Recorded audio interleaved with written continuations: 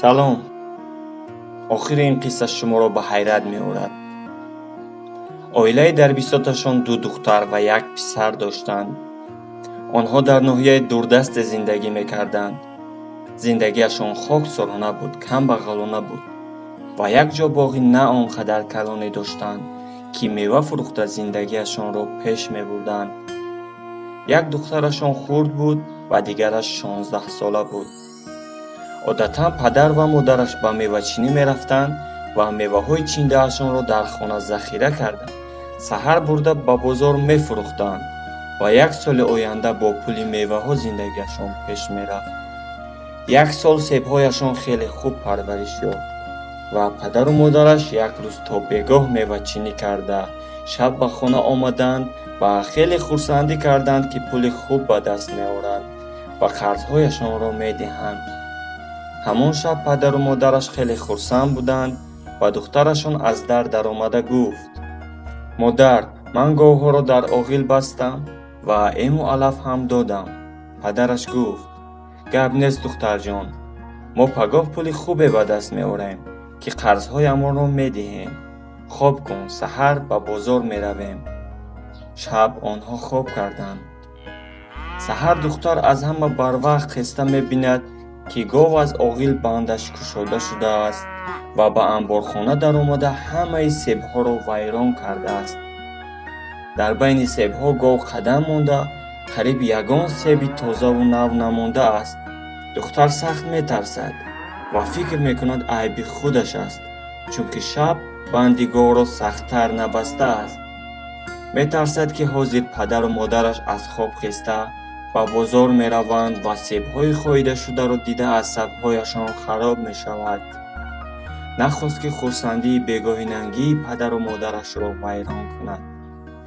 як қопча дар даст гирифта зуд ба тарафи боғ медавад ва мехоҳад ақаллан як қопча себ чинад ва хонавода камтар ҷангаш кунанд. ба болои дарахте мебарояд ва себи аз ҳама баландеро мехоҳад бичинад. лекин пояш дар дарахт руст мемонад ва наметавонад пояшро кашида гирад. дар ҳамин ҳангом шохаи дарахт мешиканад ва пои дигараш тарафи замин меравад. хеле фарёд мезанад ва падару модараш аз хоб бедор шуда ба боғ медаванд.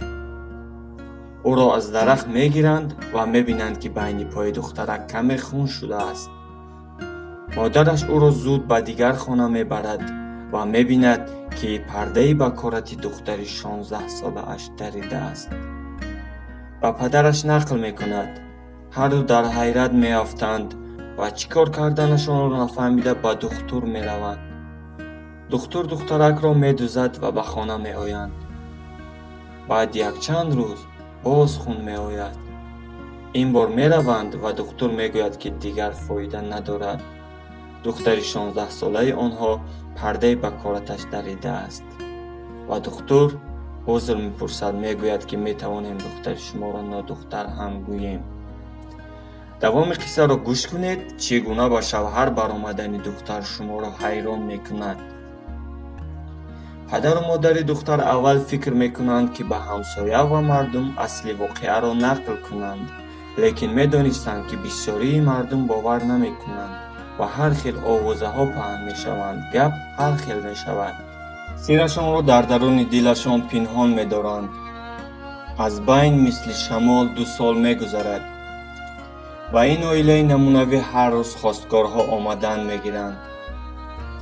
модари духтар мехоҳад духтарашро бурда ба ягон духтур нишон дода пардаашро дӯзад, лекин дер шуда буд ва аллакай як бор духта буданд. хостгорҳо ҳар рӯз омадан мегиранд ва падару модар якеашро интихоб карда мехоҳанд тӯй кунанд. домод модараш 1 сол пеш вафот карда буд. рӯзи тӯй аниқ мешавад. падару модари духтар танҳо ба худо умед баста фақат дар намозашон дуо мекарданд. рӯзи тӯй шаҳи зебое меояд ва аз дасти духтарашон дошта ба обрӯ ба хонаи бахт мебарад.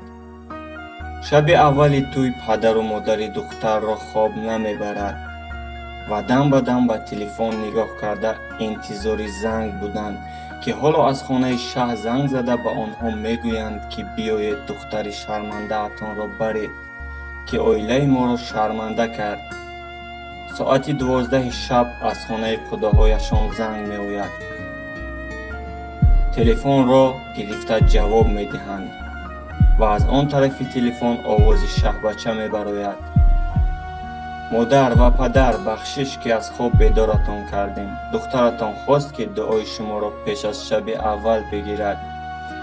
پدر و مادر با آواز لرزان دعای نیم و نیم کاله می دهند و شه می گوید: پدر جان، مادر جان، شما خسر و خوشتمن من می شوید. هیچگاه نترسید. من دختر شما را برای خصلت‌های خوبش به زنی گرفتم. دختری که دختر شما را 2 سال پیش دخته بود، مادرم می شود که 1 سال پیش وفات کرده بود و وصیت کرد که دختر شما را به زنی بگیرم و سر دخترتان را نیز به من نقل کرده بود. از این بعد به جای مادرم شما را مثل مادر می دانم. تشکر برای چنین دختری نمونوی. آخر قصه. آبونه شوید.